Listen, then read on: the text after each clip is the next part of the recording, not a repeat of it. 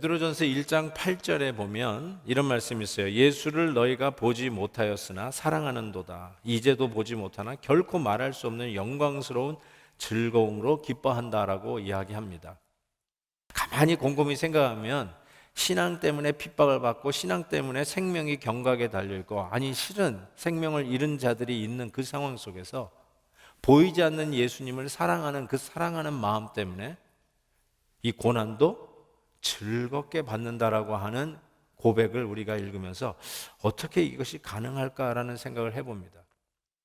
조나단 에드워드 목사님이 이 본문 가지고 신앙 감정론이라고 하는 제목으로 설교를 하셨어요. A Treatise of Religious Affection 이라고 하는 설교 제목, 신앙 감정에 대한 논문 이런 식으로 설교 제목이 적혀져 있는데 너무나도 기가 막힌 설교였어요. 제가 그걸 아무리 읽어봐도 이것이 어떻게 이게 수백 년 전에 이런 설교를 했을까 싶을 정도로 너무나도 깊은데요. 그러면서 조나단 에드워드 목사님이 이렇게 얘기했어요. 진정한 신앙은 true religion, religion이라는 말이 요즘은 하도 이상한 말로 번역이 되어서 제가 신앙이라고 번역합니다. True religion은 대부분 holy affection, 거룩한 이런 정서, 신앙 감정으로 이루어져 있다라고 이야기합니다. 복음이라고 하는 이 가치, 복음이라고 하는 이 프로포지션은 이성적으로 깨달아야 되는 이성적인 분명히 영역이 있습니다. 그럼에도 불구하고 대부분 우리가 어떻게 행동하고 무엇을 위해서 살며 내가 어떤 방법으로 살아갈 것인가를 결정하는 것은 이 holy affection, true holy affection에 따라서 우리 성도님들이 행동한다라고 이야기하는 거죠. 그 중에 하나가 사랑이고요. 핍박을 받아도 예수님을 사랑하는 마음으로 그걸 즐겁게 여기면서 오히려 특권으로 여기면서 나아간다고 했잖아요. 이 사랑 말고 또 하나의 이 거룩한 holy affection이 있는데 그게 바로 경외심입니다. 하나님을 두려워하는 마음. 위정자들이 정말로 하나님을 두려워해야 되죠. 제일 꼭대기에 올라가면 두려워할 사람이 없어가지고 자기 마음대로 할 수 있는 유혹이 있는데 위로 하나님을 두려워하는 마음이 위정자들에게 반드시 필요하거든요. 그런데 하나님을 두려워하는 이 holy affection 중에 하나님을 두려워하는 이 마음이 있어요. 그런데 노아가 바로 이런 경외심을 가졌어요. 노아의 믿음은 경외하는 믿음이었어요. 믿음으로 노아가 방주를 지었는데 이렇게 성경이 적고 있어요. 경외함으로 방주를 지었다라고 이야기합니다. 경외함으로. 이 fear, 조나단 에드워드 목사님의 말 맞다나 fear는 holy affection, 거룩한 신앙 감정입니다. 그리고 이것이 우리를 움직이게 하고 어떤 상황에서 어떻게 행동해야 하는지를 결정하게 합니다. fear가 뭘까요? 사전으로 대개 공포, 두려움 이렇게 번역이 되지만 실은 이 affection이라고 번역한 이 조나단 에드워드 목사님의 그 뉘앙스가 훨씬 더 설득력 있게 다가옵니다. 하나님을 패닉, 두렵고 공포심에 질려서 하는 것이 아니라 holy affection, 신앙 감정론, 거룩한 이 감정, 거룩한 affection이 우리의 행동을 결정하게 된다는 것이죠. 실은 우리가 어떤 거 하나에 꽂히면 그거 외에는 다른 생각을 못 하잖아요. 어떤 상황에 내가 완전히 아큐파이 되면 그것 때문에 패닉이 오는 수가 있죠. 우리가 압니다. 이런 게 어떤 것인지. 공황장애라든지 어떤 이렇게 작은 이 교실에 들어가 있을 때 오는 어떤 공포심이라든지 아니면 저같이 이렇게 높은 데 올라갔을 때 느끼는 이런 고소공포증이라든지 거기에 그냥 아큐파이 되면 아무것도 못합니다. 다른 생각을 못합니다. 거기에 사로잡히잖아요. fear, 경외심이라는 게 그런 거거든요. 일종의.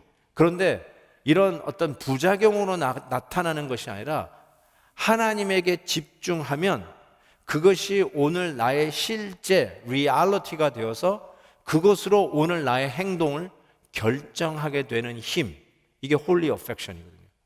그래서 오히려 이 세상은 보는 것으로 영향을 받고 보는 것에 아큐파이 돼서 보는 것으로 내 행동을 결정합니다. 근데 노아는 보이지 않았습니다. 하나님도 보이지 않습니다. 근데 그 하나님의 말씀이 나의 현재의 실제가 되어서 내가 그 말씀대로 오늘 어떻게 행동해야 될지 그 행동이 규명이 되고 결정이 되었다는 거예요. 이거를 성경이 뭐라고 하냐면 보이지 않는 일에 대하여 믿음으로 노아는 경외함을 가지고 방주를 준비했다. 이렇게 적고 있습니다.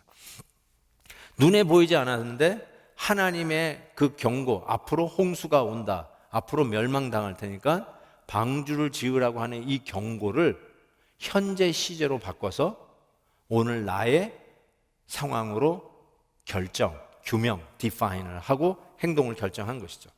자, 어떤 경고를 받았는지 한번 창세기에 자세히 나와 있으니까 한 절 한 절 살펴볼게요. 창세기 6장 5절에 보면 여호와께서 사람이 죄악이 세상에 가득함과 그의 마음으로 생각하는 모든 계획이 항상 악할 뿐임을 보시고 멸하기로 작정하셨습니다. 그래서 13절에 하나님이 노아에게 이르시되 모든 혈육 있는 자의 포악함이 땅에 가득함으로 그 끝날이 내 앞에 이르렀으니 내가 그들을 땅과 함께 멸하리라. 너는 고페르 나무로, 사이프러스 트리입니다. 옛날 성경에는 잣나무라고 되어 있어요. 고페르 나무로 너를 위하여 방주를 만들되 그 안에 칸들을 막고 역청을 그 안팎에 칠하라. 방주 이렇게 만들라는 거죠. 17절 보니까 내가 홍수를 땅에 일으켜 무릇 생명의 기운이 있는 모든 육체를 천하에서 멸절하니 땅에 있는 것들이 다 죽으리라 라고 이야기했습니다.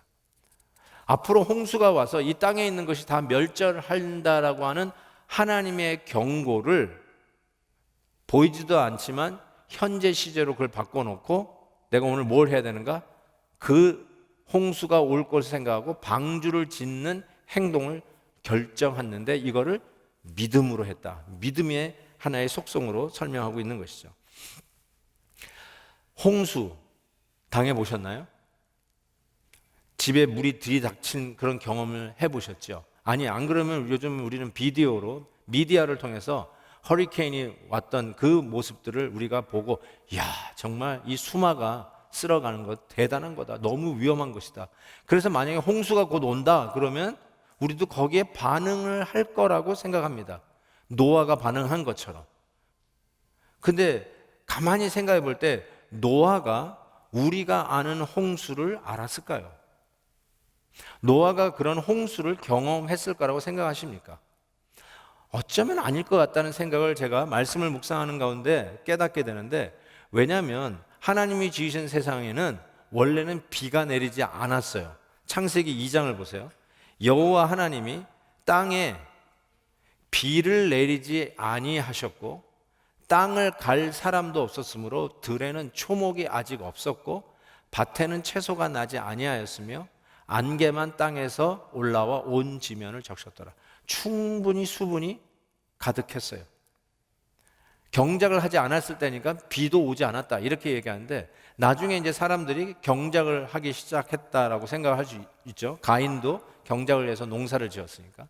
그러면 그때 비가 왔다는 것까지는 우리가 생각할 수 있어요. 그렇지만 노아가 우리가 아는 홍수를, 허리케인을, 스노우스톰 같은 거를 경험을 했을까요? 요즘 우리 코로나 이 시대에 정말 예배가 문이 닫히고 온라인으로 예배 드린 지가 지금 9개월을 가까이 가고 있는데요. 이걸 뭐라고 그래요? 전례 없는 사건이잖아요. unprecedented. 옛날에 있었으면 와, 한번 경고를 받으니까 이런 일이 있으면 앞으로 우리가 어떻게 대처해야 되겠다고 아이디어가 떠오르잖아요. 근데 노아의 입장에서 가만히 생각해 볼 때 이게 전례가 있었던 거라면 우리도 생각하길래 당연히 배를 지었겠지. 그렇지만 노아의 경우에는 전례가 없었던 홍수에 대한 하나님의 말씀을 경고로 받은 거예요. 그런데 그거를 현재 시제로 바꾸어서 오늘 내가 무슨 행동을 해야 되는지를 결정하는 근거로 삼았어요. 그거를 믿음의 경외심이라고 오늘 성경이 이야기하는 것이죠. 한번 여러분이 여쭤볼게요. 노아가 노아 방주를 몇 년 동안 지었습니까? 120년. 어떻게 아셨죠? 성경에 나와 있나요? 성경에 안 나와 있어요. 성경에 나와 있는 게 한 군데 있어요. 창세기 6장 3절에 보면 여호와께서 이르시되 나의 영이 영원히 사람과 함께 하지 아니하리니 이는 그들이 육신이 됨이라. 그러나 그들의 날은 120년이 되리라 하시니라. 성경에 노아가 방주를 120년 동안 지었느니라 이렇게 적혔는데 없어요. 다시 읽어보세요. 없어요, 한 군데. 120년이라고 추측하는 유일한 근거가 이 말씀입니다. 이 말씀은 많은 분들이 사람의 생명을, 수명을 120년으로 하나님이 제한했다라고 이 본문을 그대로 해석하는 부류가 한 부류가 있고요. 실은 그 당시에 900년, 800년 살았잖아요. 에녹, 하나님이 데려가심을 당한 에녹은 365년을 살았어요. 그 당시에 비하면 아주 적게 살았던 거예요. 우리가 보면 와 되게 오래 살았다 그랬지만, 그런데 이거를 120년 수명으로 제한했다라고 이렇게 해석하는 한 부류가 있는데, 이거를 그렇게 보지 아니하고요. 왜냐하면 노아 이후에도 120년 이상 산 사람이 많이 열거되거든요. 그래서 이거를 뭐라고 보냐면, 하나님께서 이 땅을 홍수로 멸할 것을 이야기하시고 나서 120년이라고 하는 이 기간을 제한을 했어요. 그러니까 120년 동안 짓겠다고 하는 것이죠. 홍수로 멸하겠다고 하고 나서 홍수가 120년 후에 일어난 거라요. 그게 120년이라고 하는 제한된 게. 그래서 많은 학자들이 이것이 방주를 지은 기간이다라고 동의를 합니다. 그래서 우리가 방주를 120년 동안 지었다라고 우리가 생각하는 것이죠. 실은 베드로가 이 120년의 기간을 염두에 두고 이렇게 베드로전서 3장에서 썼어요. 그들은 전에 노아의 날 방주를 준비할 동안 하나님이 120년 동안 오래 참고 기다리실 때에 복종하지 아니하던 자들이라 하면서 방주에서 물로 말미암아 구원을 얻을 자가 그 당시 노아의 가족 8명 뿐이라고 적고 있습니다. 하나님이 왜 120년 동안이나 방주를 짓는 기간을 이렇게 잡아놓으셨을까요? 지금 그 사이즈를 놓고 우리가 짓는다면 120년 걸릴까요? 아니요. 뭐 훨씬 단축해서 지을 수 있을걸요. 근데 베드로가 말한 것처럼 한 명이라도 더 구원하시기 위해서 하나님이 오래 참고 기다리시는 인내의 기간이다라고 이야기를 하고 있습니다. 한번 생각해 보십시오. 여러분의 생각에 하나님께서 방주 지어라, 다음 주에 홍수 온다. Yes sir. 뚝딱뚝딱. 그래서 일주일 만에 배를 지어가지고 그 안에 탁 타가지고 홍수에서부터 건짐을 받았다. 이 정도로 혹시 상상할 수 있는데 일주일이 아니에요. 120년을 방주를 지었습니다. 120년. 그냥 그것만 계속 한번 생각해 보십시오. 120년 동안 방주를 지었다. 지나가는 사람들이 뭐 하세요? 곧 홍수가 올 텐데 물이 많아지면은 우리가 이 홍수에 멸절될 텐데 그때를 위해서 배를 만듭니다. 아, 그러시군요. 비가 오는데 뭐 물이 와? 자, 그 다음 주에 봤더니 또 이렇게 뚝딱뚝딱 뭐 하세요?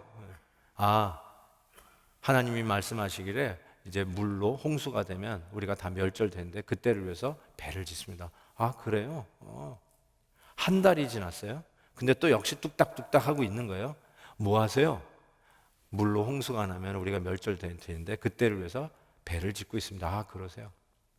이렇게 1년, 2년, 10년 애들이 시집가고 장가가 갔어요. 그리고 또 갔다가 왔더니 그 노아 할아버지가 여전히 뚝딱뚝딱 하고 있어요. 뭐 하세요? 앞으로 물 홍수가 날 텐데 그때를 위해서 배를 방주를 짓고 있습니까? 10년 전에도 하시더니 여전히. 이제 또 시집장가 가가지고 손주가 나왔어요. 그래서 또 왔는데 저희 이웃집 할아버지 아직도 뭘 뚝딱거리네요. 뭐 하세요? 한 30년, 40년 지났는데도 물 홍수가 나면 우리가 다 멸절돼 그때를 위해서 배를 짓고 있습니다. 이러기를 몇 년이요? 120년. 사람들이 너무 너무 정말 위대하세요. 박수, 짱, 넘버원 이럴까요? Are you crazy? 미쳤군요. 하늘을 보세요. 뭐 조짐이라도 있어야죠. 전례가 있어야죠. 우리가 unprecedented 맨날 전례가 있어야 뭐 경고를 받죠. 예수님께서 이런 말씀을 누가복음에서 이렇게 하셨어요. 노아의 때에 된 것과 같이 인자의 때에도 그러하리라. 노아가 방주에 들어가던 날까지 사람들이 먹고 마시고 장가들고 시집가더니 홍수가 나서 그들을 다 멸망시켰다.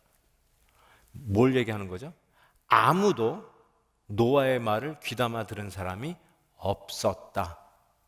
다시 말해서 노아가 120년 동안 정말 어리석고 미친 짓 하고 있었다. 사람들이 전부 다 지나갈 때마다 고개를 설레설레 했을 거라는 거예요. 며칠은 봐줬을까요? 근데 이게 1년, 10년, 100년이 넘어가는데도 여전히 뚝딱뚝딱 하늘은 청천하늘. 이게 뭐 하고 있는 거죠? 사람들에게 조롱거리가 되고 있었다는 거예요. 그거를 아무것도 없고 조짐도 없지만 하나님께서 앞으로 홍수가 온다 라고 하는 그 말씀에 occupy, 그거 하나 생각한 거예요. 거기에 holy affection, 경외심을 가지고 그것으로 오늘 나의 행동을 결정한 거예요. 뭐예요? 방주를 만드는 거예요. 시간이 얼마나 걸리는지 it doesn't matter. 그것이 하나님의 말씀이 실제니까. 내가 보고 있는 저 맑은 하늘이 나의 실제가 아니라 저것보다도 하나님이 홍수가 올 거라고 하는 말씀이 현재 시제고 그게 실제니까 오늘 나는 그것을 한다라고 하는 것을 오늘 히브리서 기자는 노아가 믿음으로 경외심을 가지고 방주를 만들었던 바로 그 믿음이었어요. 한번 여러분 생각해 보십시오. 하나님의 말씀이 사실 그대로 우리에게 이루어지지 않는다면, 하나님이 약속하신 것이 거짓말이라면 우리는 어떻게 될까요? 우리에게 천국이 없다면 우리는 어떻게 될까요? 하나님이 살아계시다고 그러는데 만약에 그것이 새빨간 거짓말이라면 우리가 하는 이 모든 것들은 완전히 우스꽝스러운 조롱거리에 지나지 않을 것입니다. 특별히 오늘 이렇게 예배드리는 것, 하나님의 나라를 위해서 나의 귀한 것을 떼어 헌금하는 것, 나의 소중한 휴가를 떼어서 선교 현장에 가는 것, 이 모든 것들이 전부 다 우스꽝스러운 아주 조롱거리가 될 수밖에 없는 것들 아닙니까? 하나님의 말씀이 말씀대로 약속대로 이루어지지 않는다면 우리가 하는 많은 것들은 정말 어리석고 조롱받기에 딱 알맞은 행동들 아니겠습니까? 그래서 우리가 눈에 보이지 않지만, 천국에 가본 사람도 없고 갔다 온 사람도 없고, 뭐 가끔 갔다 왔다는 사람들이 있긴 있지만, 그럼에도 불구하고 천국은 분명히 있기에 내가 오늘을 사는 것이 오늘이 마지막인 것처럼 사는 것이 아니라, 이 세상 눈에 보이는 것이 전부인 것처럼 사는 게 아니라 저 천국을 준비하면서 오늘을 사는 사람이 되는 거 아닙니까? 그래서 눈에 보이지 않지만 보는 것보다도 더 분명하게 그것이 나의 실제고 그것이 나를 디파인하는 것으로 믿고 오늘 가치 있는 일을 위해서 나를 드리는 거예요. 세상 사람들이 볼 때는 한심하고 세상 사람이 볼 때는 말이 안 돼도, 그래도 하나님의 말씀이 사실이고 그걸 내가 믿기에 그 믿음대로 오늘 내가 해야 할 일을 결정하고 눈에 보이지 않지만 가는 것, 이게 바로 믿음으로 하는 행동이라는 것이죠. 그래서 성경은 보이지 않는다고 포기하지 말고 계속 믿음의 길을 가라고 격려하고 있습니다. 디모데후서 1장을 보세요. 이로 말미암아 내가 또 이 고난을 받되 부끄러워하지 아니함은 내가 믿는 자를 내가 알고 또한 내가 의탁한 것을 그날까지 그가 능히 지키실 줄을 확신합니다. 이 믿음 때문에 내가 고난을 받아도 현실이 고난이니까 이 믿음을 포기하겠다고 하는 게 아니라, 실은 고난받는 이 현실이 진짜가 아니라 앞으로 우리 주님께서 오시는 그 날이 나에게 있는 것이 분명하니까 오늘 시시하게 조금 손해본다라고 신앙 타협하고 내 믿음 포기하고 세상과 더불어 탕류에 쓸려가지 말고 꿋꿋하게 믿음을 지키며 담대하게 살아가겠다. 왜요? 하나님의 말씀은 분명하게 이루어질 걸 믿으니까. 그걸 지금 격려하고 있지 않습니까? 마태복음 6장에서는 이런 말씀하고 있어요. 너희를 위하여 보물을 땅에 쌓아두지 말라. 거기는 종과 동록이 해하며 도둑이 구멍이 뚫고 도둑질하느니라. 오직 너희를 위하여 보물을 하늘에 쌓아두라. 거기는 좀이나 동록이 해하지 못하며 도둑이 구멍을 뚫지도 못하고 도둑질도 못하니라. 내 보물이 있는 그곳에 내 마음도 있느니라. 이게 바로 선교를 위해서 우리가 투자하고 내 그 금쪽과 같은 휴가를 선교 현장에 단기 선교로 우리가 드릴 수 있는 이유가 뭐예요? 내 마음이 있는 곳에, 보물이 있는 곳에, 그곳에 있다. 거기에 진정한 가치를 투자하라는 거죠. 하나님 나라에 투자하라는 거죠. 어쩌면 이 세상이 전부니까 캐사라세라의 철학이 더 어울리는지 몰라요. 그냥 오늘 이 세상 마음껏 내가 땀 흘려 번 것 나를 위해서 투자하고 나를 위해서 다 쓰고 가라. 이게 어쩌면 이 세상이 전부인 사람들의 삶의 철학, 에피큐리언, 쾌락주의자들의 삶의 철학일 수 있어요. 그러나 우리는 이것이 전부가 아니에요. 보는 게 전부가 아니에요. 다가올 천국이 있고 하나님의 나라가 있다는 걸 알아요. 그 나라를 위해서 오늘 준비하고 투자하는, 오히려 하나님 보시기에 더 지혜로운 삶. 그게 뭐예요? 하나님 나라를 위해서 천국의 보물을 쌓는 삶. 남들이 볼 때는 정말 한심하고 자기가 번 돈을 막 갖다 바치고 막 좋은 일에 막 쓰고 막 남에게 막 도네이션하고, 그게 한심스러운 것 같아요. 그렇지만 다가올 세상을 준비하는 가장 지혜로운 모습. 그래서 고린도전서 15장에는 이렇게 얘기하잖아요. 사랑하는 형제들아 견실하여 흔들리지 말며. 왜요? 눈에 보는 것 때문에 흔들리지 말며 항상 주의 일에 더욱 힘쓰는 자들이 되라. 이는 너희 수고가 주 안에서 헛되지 않은 줄 압니다. 눈에 보이는 것으로 여러분을 규명하지 마세요. 피검사한 숫자로 이게 나구나 하고 패닉 걸리지 마세요. 코로나 바이러스를 우리가 늘 보고 있지만 무시할 필요는 없지만 야 이건 이제 죽구나, 이젠 다 끝났구나 이러지 마세요. 하나님의 말씀이 우리의 현실입니다. 하나님의 약속이 우리의 실제입니다. 이걸 믿고 주의 일에 더욱 힘쓰는 자들이 되십시오. 포기하지 마십시오. 그게 바로 경외하는 노아의 믿음이었어요. 두 번째로는 노아의 믿음은 어떤 믿음이었냐? 집을 구원한 믿음이었다고 이야기를 합니다. 노아의 믿음 때문에 노아의 가족이 이 물의 심판에서부터 구원을 받았습니다. 얼핏 생각하면 뭐가 노아의 믿음이 가족을 무슨 구원하냐? 내 생각에도 물난리가 났다. 근데 아버지가 배를 지어놨어요. 그러면 배에 그냥 들어간 거지. 그게 무슨 노아의 믿음으로 구원을 받은 것이냐? 마치 우리도 물난리가 나면은 구명보트를 타든지 아니면 구명조끼를 입어야 되잖아요. 아니 물난리가 나서 죽게 되는데 일단 타고 보고 일단 입고 보는 거 아니겠어요? 아니 노아의 가족들도 당연히 그랬을 거라고 간단하게 생각할 수 있을지 모르지만 제가 아까 말씀드렸죠. 방주를 짓는 기간이 120년간이라고 말씀드렸어요. 계속해서 모든 이웃들로부터 조롱을 받았고 한심하다는 생각을 했고 손가락질을 받으면서 120년 동안 방주를 지었을 거라고 우리가 추측을 하는데 결단코 과장된 추측은 아니라고 생각해요.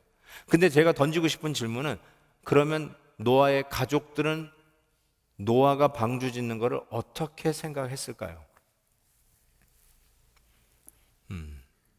노아의 아들들은 어떻게 생각했을까요? 여러분, 노아가 몇 살 때에 홍수가 왔냐면요, 창세기 7장에 보면 홍수가 땅에 있을 때 노아가 몇 살이죠? 600세였어요. 자, 그러면 노아가 몇 세 때부터 방주를 지었을까요? 네, 초등학교 여기서 어디서 나왔느냐가 결정되는 순간입니다.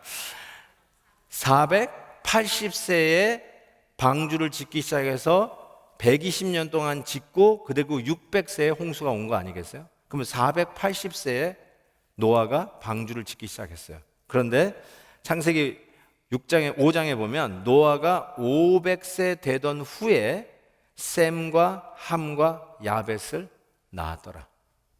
그러니까 셈, 함, 야벳은 태어나면서부터 뭘 봤어요? 480세부터 방주를 뚝딱뚝딱 짓고 있는 아버지를 봤어요. 샘 함 야벳 아들들 친구들이 지나가면서 What's your dad doing? 지나가면서 he's building an ark. 그러냐고. 또 그 다음 주에 왔어요. What your dad doing now? He's building an ark. 그거를 몇 번이나 질문을 했겠습니까? 친구들이. 야, 네 아버지 뭐 하냐? 왜 맨날 뭘 짓는데? 홍수? 홍수가 뭔데?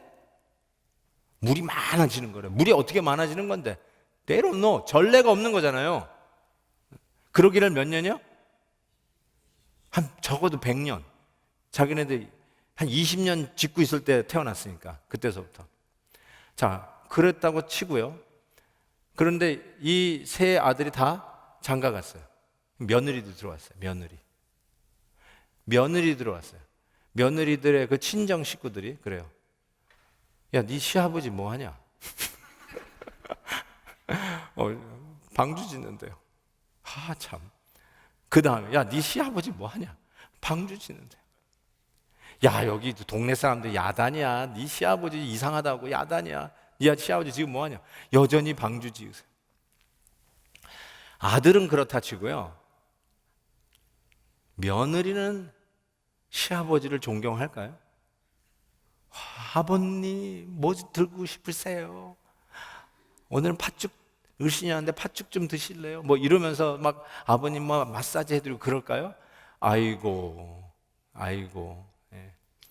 이 며느님들 그런 시아버지 모실 수 있으세요? 예? 정말 남의 일 같지 않습니다. 어떻게 생각하세요? 자, 그런데 제가 말씀드리는 게 그렇기를 100년을 했단 말이죠. 20살부터 20년, 20살에 났으니 20년 된 후부터 방주 지은 지 20년 된 후부터 애들이 나왔으니까. 근데 그 애들이요, 저 같으면 멀리 이사 갔겠어요. 야, 도저히 특히 며느리는 하나 이런 시아버지 모시고는 난 도저히 못 살아요. 멀리 이사 갔을 거예요. 만약에 멀리 이사 갔다면요, 홍수가 왔을 때 방주를 못 탔어요. 방주 못 타요. 근데 방주 다 탔어요. 가족들이. 이 뭘 얘기하는 거죠? 자녀들이 같이 있었어요.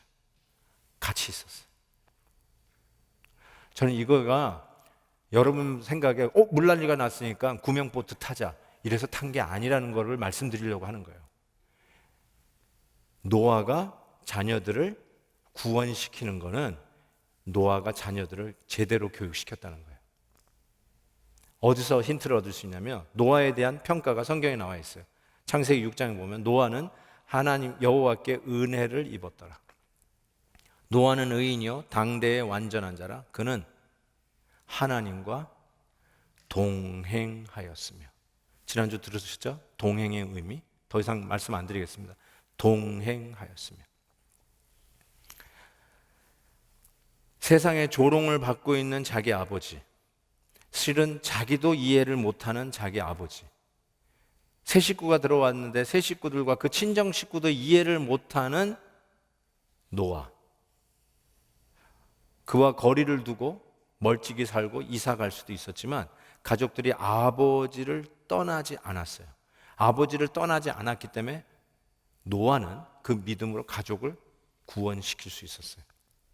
저는 여기서 노아가 자녀들을 향한 하나님의 말씀에 그것이 우리의 현실이다라는 것을 가르쳐 주었다고 저는 생각해요. 사람들로부터 우스꽝스럽고 미쳤다는 얘기를 들을 때마다 아니야, 믿음이야.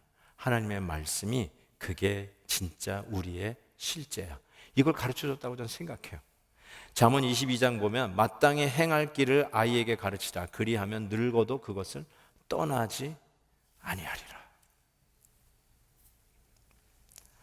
신명기 7장에 이런 말씀이 있어요. 그런즉 너는 알라 오직 내 하나님 여호와는 하나님이시요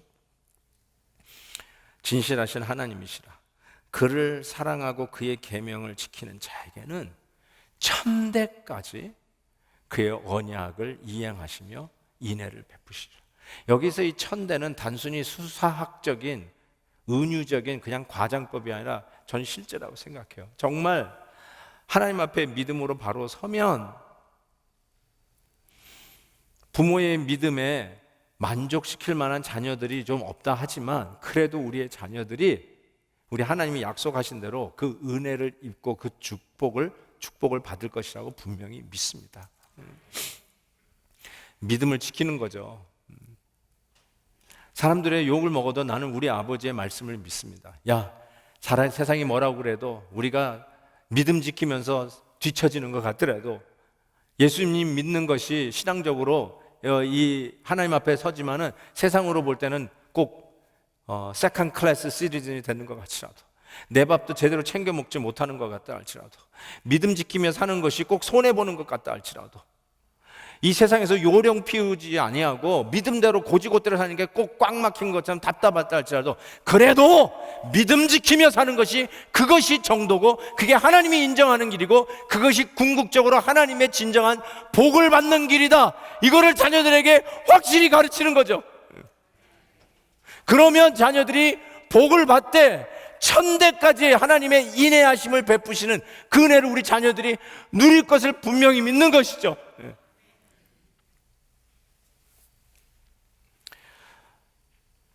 적어도 저는 이런 생각을 해봤어요. 우리가 어떻게 아이들에게 완벽한 부모로 모델이 될 수 있겠어요? 솔직히 저도 부족해가지고 부끄러울 때가 너무나 많이 있습니다. 그래도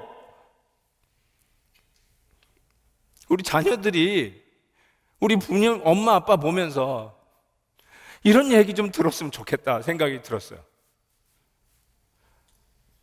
우리 엄마, 아버지는 교회뿐이 몰라. 우리 엄마, 아버지는 예수님을 너무너무 좋아해. 그래서 투정 부리듯 우리들 돌보지도 않고 그냥 교회만 가서 사는 것 같아.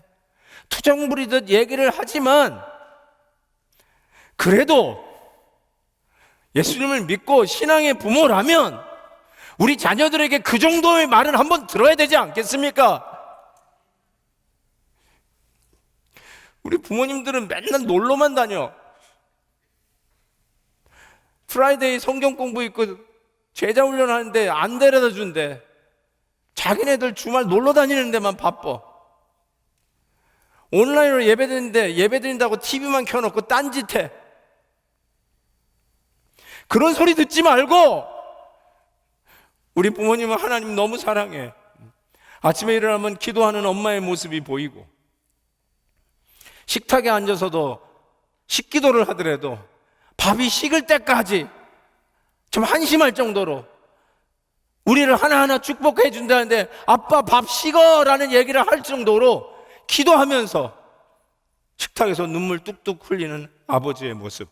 여러분 이런 신앙인의 부모의 모습을 보여줘야 되지 않겠습니까? 세상이 좀 조롱하고 세상이 좀 말이 안 된다고 그러고 야 그러다가 너 네 밥도 못 챙겨 먹어. 너 그러다가 출세는 물 건너간다. 이런 얘기를 들어도 말씀으로 신앙으로 이 세상을 사는 것이 하나님의 복을 받는 지름길이야. 이걸 자녀들에게 가르치면 자녀들이 그 복을 받는 거죠. 전 분명히 믿습니다. 노아가 그걸 했다라고 전 믿어요. 그래서 자녀들이 아버지를 안 떠나고 결국 물의 심판 속에서 자녀들이 구원을 얻는 것은 노아의 믿음 때문이었어요. 그냥 물난리 났다고 그냥 어휴 들어간 게 아니에요. 절대로 그게 아니에요. 아무리 생각해도 믿음의 교육을 자녀들에게 시켰다고 저는 확실히 믿습니다. 그래서 세상을 이것으로 정죄했다라고 이야기하는 것은 저는 바로 그 의미라고 저는 생각합니다. 아, 믿음으로 사는 것이 결국 이기는 거구나. 믿음으로 사는 것이 진짜 현명한 것이구나. 당장은 손해보는 것 같고 말씀대로 사는 것이 뒤처지는 것 같은데 믿음으로 살 땐 진짜 그게 맞는 거였구나. 이것이 바로 세상을 정죄하는 믿음이에요. 돌아다니면서 너 그꼴로 살지마 하고 손가락질 했다는 뜻이 아니라 믿음으로 사는 것이 진짜였구나. 그게 승리하는 길이고 그게 축복받는 길이었다는 것을 삶으로 보여줬다는 뜻이에요. 세 번째로는요, 이 노아의 믿음은 제가 이 설교 제목으로 잡았는데 의의 상속자가 되는 믿음이었습니다. 의의 상속자. 저는 이 상속자라는 이 단어가 크리스찬이 누구인가를 이야기해주는 아주 적절한 단어라고 생각해요. 크리스찬은 상속자예요. 상속자의 반대말을 굳이 찾자면 저는 이렇게 얘기했어요. 자수성가. 상속자의 반대는 자수성가예요. 자기가 from scratch, 바닥에서부터 맨주먹으로 일구어서 성공한 사람, 이게 자수성가예요. 이 자수성가의 반대말은 자기 땀 한 방울 흘리지 아니하고 부모님이, 선조가 벌어놓은 재산을 그대로 물려받은 자, 이게 상속자예요. 그러니까 상속자의 반대가 자수성가고요, 자수성가의 반대가 상속자예요. 세상적으로는 인간 승리를 이야기하는 자수성가가 다큐멘터리는 훨씬 더 가치가 있을 거예요. 그리고 이상하게 이제 상속자들은 사회가 삐딱하게 보고요, 정죄하고 타겟으로 생각하는 경우가 많이 있지만, 그런데 크리스찬을 규명하는 가장 적절한 단어가 자수성가가 아니라 상속자예요. 그리고 노아는 믿음으로 의의 상속자, heir of God's righteousness, 하나님의 의를, 너는 의롭다 인정받는 이 증거를 얻는 거를 땀 한 방울 안 흘리고 내 손 하나 안 흘리고 고스란히 그대로 은혜로 물려받았다. 에녹을 뭐라고 얘기하죠? 수동태 인생. 그것이 그냥 나무 밑에서 그냥 사과 떨어져라 하고 있었던 그런 라이프 스타일은 아니지만 하나님의 전적인 은혜로 우리가 이 자리에 와 있다는 것을 아는 것. 근데 노아 역시 의의 상속자, 의의 후사라고 성경이 이야기하고 있는 것이죠.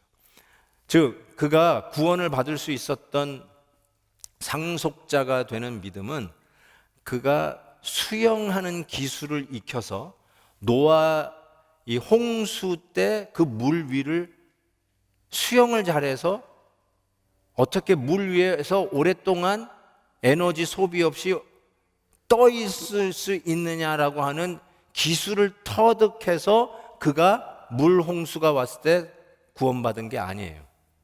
내가 내 실력을 키워가지고 수영하는 기술을 키워가지고 봐라, I survived, I saved myself 이렇게 해가지고 물 심판에서부터 스스로 구원한 자가 아니에요. 노아는 어떻게 해서 이 물 홍수가 왔을 때 구원을 받았냐? 물 위에 뜨는 방주에 들어갔기 때문에 구원을 받은 거예요. 이게 상속자의 의미예요. 물 위에 뜨는 방주에 들어가서 살아난 거예요. 그렇다면 우리도 다가오는 심판이 있죠. 물 심판으로 하고는 비교도 안 되는 어마어마한 마지막 심판이 우리에게 올 것을 우리는 압니다. 그 심판을 우리는 어떻게 그러면 통과할 것인가? 그 심판에서 우리는 어떻게 건짐을 받을 것인가? 우리 역시도 똑같이 이 심판에서 뜨는 방주에 들어가야 돼요. 방주. 그 방주가 누굴까요? 맞습니다. 물 위를 걸으시는 하나님. 물 위에 떠다니시는 하나님. 물이 삼킬 수 없는 물 위를 걸으셨던 그 예수님. 그 예수님이 우리의 방주예요. 그래서 이 심판에서부터 건짐을 받으려면 예수 그리스도 방주 안으로 들어가셔야 돼요. 그거 외에는 다른 길이 없어요. 어떤 분은 우리가 착하게 살면 다가오는 심판에서부터 구원받는다고 그래요. 하나님의 율법을 빈틈없이 하나도 남김없이 잘 지키면 우리가 구원받는다고 그래요. 아, 정말로 그런가요? 그런데 성경은 알죠. 우리도 압니다. 하나님의 법을 온전히 지키는 인간이 이 세상에 하나도 없다는 것을. 실은 하나님의 법은 고사하고요, 내가 만든 규칙도 우리는 통과하지 못합니다. 여러분 나름대로 생각하고 있는 규칙들 있잖아요. 사람은 이래야 돼, 대통령은 이래야 돼, 교회의 집사는 이 정도는 돼야 집사야, 권사는 이 정도는 돼야 권사지, 베델교회 성도라는 이름을 이야기하려면 이 정도는 돼야죠. 여러분 나름대로 어떤 룰, 스탠다드가 있잖아요. 그래요. 그걸 여러분의 십계명으로 삼으시고 여러분의 마지막 때 그 십계명을 여러분이 통과했는지 한번 검토를 해보세요. 사람은 이래야지 라고 하는 걸 여러분이 만든 여러분의 규칙을 과연 통과할 수 있을까요? 제가 오늘 칼럼에 황금률 얘기를 했어요. 황금률이 뭐냐면 여러분이 대접받고 싶은 대로 남을 대접하라. You wanna be treated by others? That's how you wanna treat others. 그거예요. 그게 황금률이에요. 대접받고 싶은 대로 남을 대접하셔야 돼요. 존경받고 싶으면 남을 존경하셔야 돼요. 근데 황금률을 지킬 사람도 없어요. 완벽하게 지킬 사람이 없어요. 사람이 나한테 이렇게 해줬으면 좋겠다라는 나름대로 기대가 있잖아요. 우리 아들이 나한테 이렇게 해줬으면 좋겠다. 우리 부모님이 나한테 이렇게 해줬으면 좋겠다. 심지어 여러분, 목사님이 나한테 이렇게 해줬으면 좋겠다. 목사도 있어요. 우리 성도들이 나한테 좀 이렇게 했으면 좋겠다. 다 기대가 있잖아요. 황금. 근데 그대로 그 상대에게 똑같이 해주라는 거예요. 해주면 해주는 게 아니라 여러분이 그렇게 대접받고 싶은 대로 해주는 거. 그게 황금률인데 가장 인간의 가장 기본 욕구예요. 베이직 스탠다드 중에 베이직이에요. 그런데 그 황금률도 우리는 마지막 날에 그것으로 심판의 잣대를 들이댈 때 그걸 통과할 사람이 있겠냐는 거예요. 난 대접받고 싶은 대로 정말 대접하고 사세요? 남이 나를 이렇게 생각해주고 해줬으면 좋겠다라고 한 것처럼 남을 그렇게 생각해주고 사세요? 왜 비판하세요? 왜 남을 헐뜯으세요? 여러분, 내 소원은 난 헐뜯음을 당하는 것이 나의 소원입니다. 고로 나도 남을 헐뜯으며 살겠어. 이러시는 분 계세요? 그런 건 황금률도 아니죠. 은율도 아니고 동률도 아니고요. 사랑하는 성도 여러분, 제가 왜 이 말씀을 드리냐면요, 여러분이 나름대로 마지막 심판, 착한 일, 좋은 일 하다가 착한 일 조금 더 많이 하면 천국행? 아니요, 그렇지 않아요. 그 어느 누구도 마지막 심판을 견딜 수 있는 자는 아무도 없어요. 한 가지 딱 방법이 있어요. 그게 뭐예요? 예수의 방주에 타는 길이에요. 예수 안으로 들어가는 거예요. 예수의 공로를 의지하는 거예요. 예수님의 성적표가 내 성적표인 것을 믿음으로 믿는 거예요. 예수님의 의가 나의 의예요. 그래서 의의 상속자가 되는 것이지, 내가 내 힘으로 자수성가해서 내가 열심히 기술을 익혀가지고 Look at this, 내가 얼마나 잘하는지, 내가 얼마나 멋있는지, 내가 얼마나 많은 공로가 있는지, 내가 얼마나 거룩하게 살는지, 그걸로 천국 간다고요? 아니요. 그 심판 절대로 이겨낼 수 없습니다. 오직 우리가 이길 수 있는 방법은 그리스도의 방주에 들어가는 거예요. 허튼 것에 여러분의 영혼을 맡기지 마세요. 허튼 이념에 여러분의 영혼을 맡기지 마세요. 어떤 허튼 사람에게, 사람의 철학에 여러분의 생명을 맡기지 마세요. 공항에 갈 때마다 여러분 이런 질문 많이 받죠. 요즘 뭐 공항 시큐리티가 얼마나 타이트합니까? Do you have a form of identification? 그래서 라이센스나 이런 거 아이디, 패스포드 보여주잖아요. 그 다음에 next question, have your possession, have you been in your possession at all times? 네 소유물을 계속 가지고 있었냐고. Yes. 세 번째는 뭐예요? Did anyone ask you to carry anything for them? 다른 사람이 여러분이 혹시 이것 좀 가지고 달라고 짐을 맡긴 적 없냐? 이거 묻잖아요. No. 그때 no를 하셔야지. 우리 와이프가 뭐 맡겼는데 그래도 안 돼. 그러면 비행기 못 타요. 왜 이 말씀 드리냐면요, 우리의 이 귀한 영혼을 누구에게 맡겨요? 어디 뭐 그럴싸한 사람인데 왜 우리의 영혼을 맡겨요? 우리의 영혼은 오직 나를 위하여 십자가 지시고 당신의 방주 되신 몸을 깨어 열어 우리가 그 방주 안에 들어오게 하셔서 험난한 이 물의 심판과 같은 마지막 심판 속에서 우리를 넉넉히 건지신 바로 예수 그리스도 안에 들어가는 것, 그것이 우리를 살리는 길이에요. 그분에게 영혼을 맡기세요. 그분 의지하고 달려가시고, 이 세상이 하수상하지만 그럼에도 불구하고 믿음으로 노아가 의의 후사가 된 것처럼 우리 역시 믿음으로 경외하고 믿음으로 우리의 자녀들을 구원하고 믿음으로 의의 후사가 되는 자들이 되기를 주의 이름으로 축복합니다.